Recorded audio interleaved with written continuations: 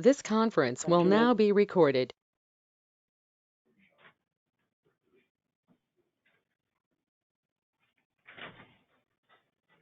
Okay. Good morning, everyone. If we could please stand for a moment of silence and the Pledge of Allegiance.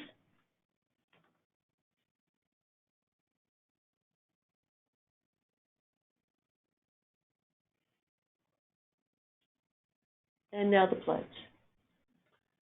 I pledge allegiance to the flag of the United States of America and to the republic for which it stands, one nation, under God, indivisible, with liberty and justice for all.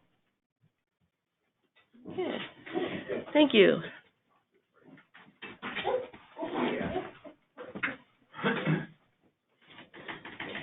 Okay. Any public comment? Agenda items only at this time? Okay. Seeing none, I will go on to the corrections to the duplicate, and we have Debbie Storman with us this morning. Thank you, Debbie. We have adds of $26,670. Subtractions of $2,441,770. A net change of $2,468,440.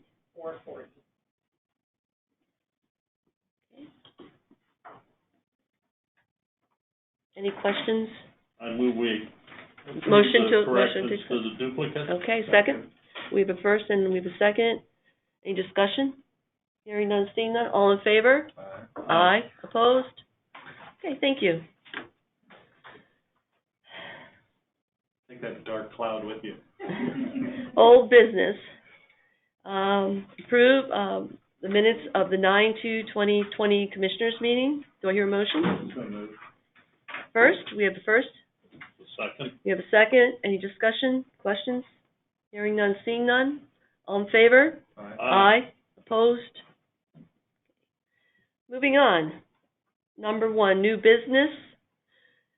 Motion to approve the actions listed in number 1, items A and B. So moved. I'll second. Personnel, we have a first, we have a second. Any questions or discussions? Hearing none, seeing none. All in favor? Aye. Aye. Opposed? Okay. Number 2, electronic financial transactions ratification. Motion to approve the actions listed in number 2, items A through C. So moved. I'll second. We have a first, we have a second. Any discussion? Hearing none, seeing none. All in favor? Aye. Aye. Opposed? Okay.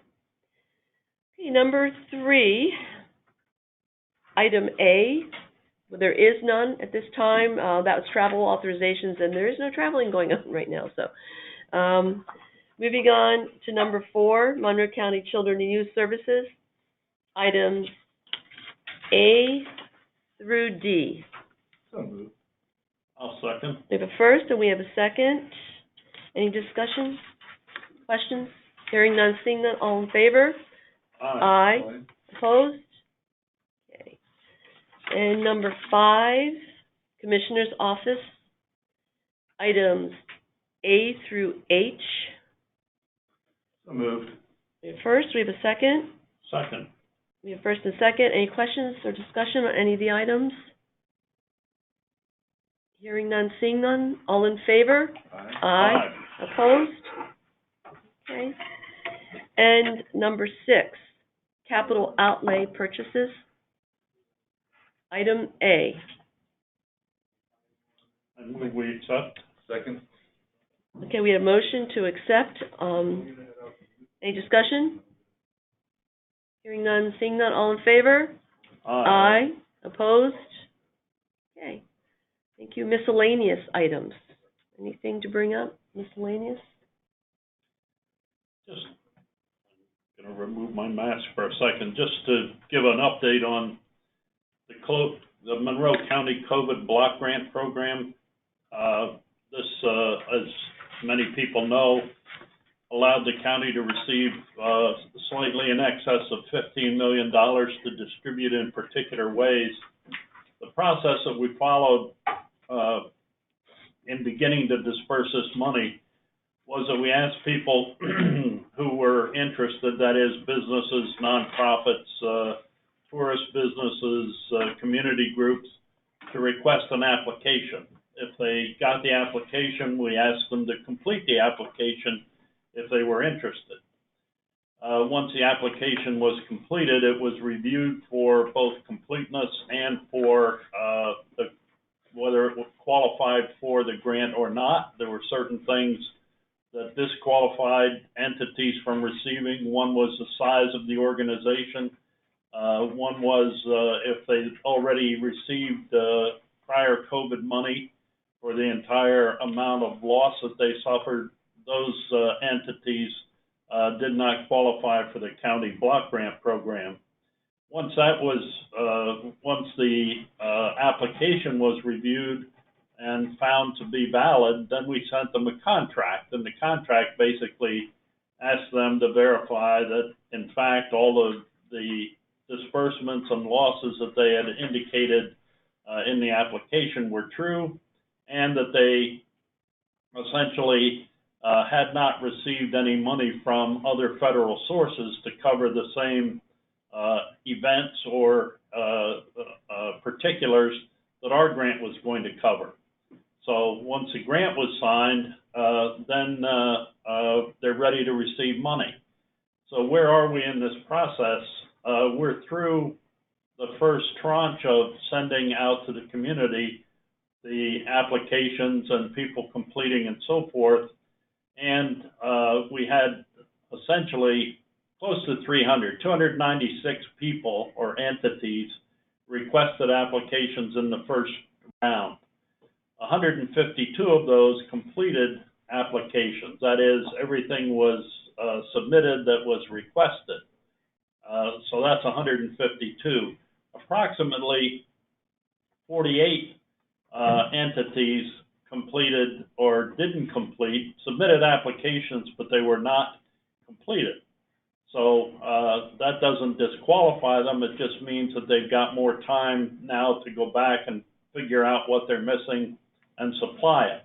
Included in that number are 31 people or entities that did not apply during the first round, asked for an application, did not complete the application.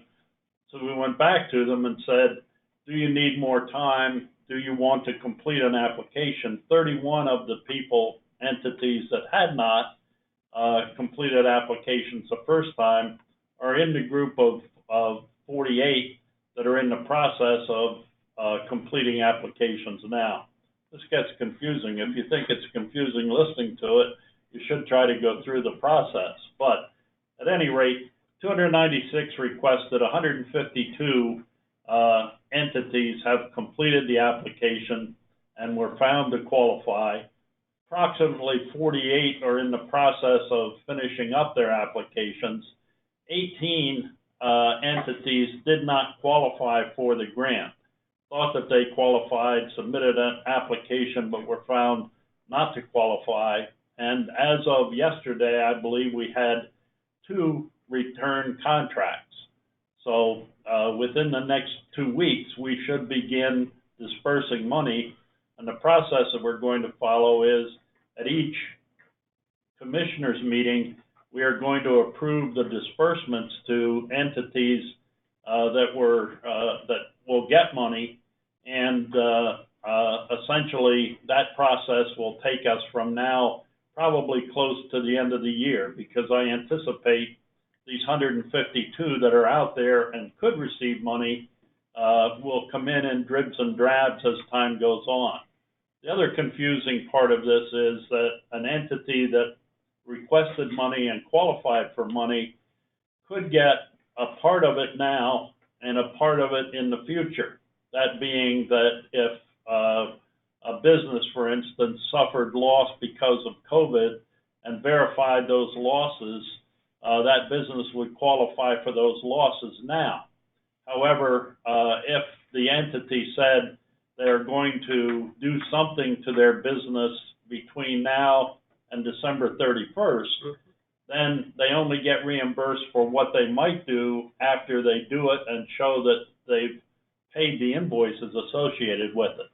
Clearest example of that is in some of the schools. We've qualified a number of different school systems. I don't want to say districts because there are some schools in there that don't fall into the district category, but some of them want to purchase Chromebooks for their students. Did not want to do it until they found out whether they had funding for it. Now that they know they have funding, they will purchase the Chromebooks. We will reimburse them for those Chromebook purchases after they show that they've paid the invoices associated with that purchase. So this breaks down, this 152 entities so far that have completed applications, breaks down, and these are entities that, to our way of thinking, are approved. The contracts are out there. We're just waiting for the entity to get the contract back to us.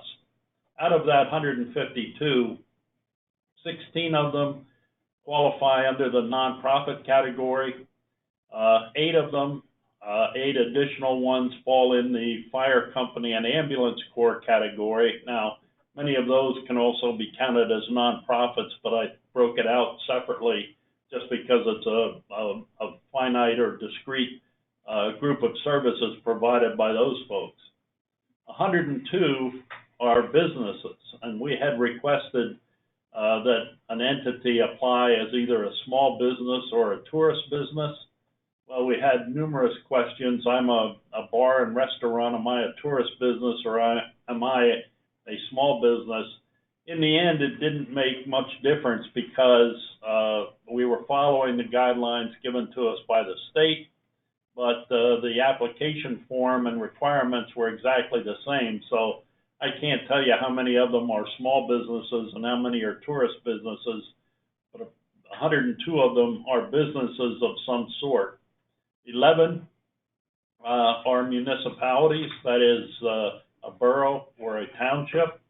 8 of them are school organizations, and they include all 4 school districts, but they also include MCTA and Notre Dame as not districts but school entities. We have 3 libraries that have applied and qualify, and 4 other community organizations. And in that category would be for instance, Mental Health Developmental Services is in that category, as is the Monroe County Transportation Authority. So we are endeavoring to get money out on the streets to businesses and entities as quickly as possible. We're very pleased that we're able to help so far over 100 businesses, and I have to tell you, restaurants especially seem to be those who are hardest hit. We capped the requirement or the amount that we were willing to give to $50,000, figuring it was better to provide assistance to as many organizations as possible rather than to get in and supply one business with everything that they lost. And there are some businesses that have lost substantially more than $50,000, and there's not a heck of a lot we can do about that at this point, but we thought $50,000 was certainly a help to any entity that had lost money during this pandemic. So I would encourage anybody who is sitting with an application in their hand or a contract in their hand to sign it and get it back. Those that come in prior to the next commissioners meeting will be approved at the next commissioners meeting. The checks will be written, and then we'll wait for the next group of contracts to come back, which will be approved 2 weeks after that. It does appear, although it's still a little bit early, it does appear as though there will be money left that will allow us to go out to the community again for businesses that have not did not know about the program or did not submit the paperwork for the program. That will happen probably by the end of September. But all of this money needs to be expended by December 31st.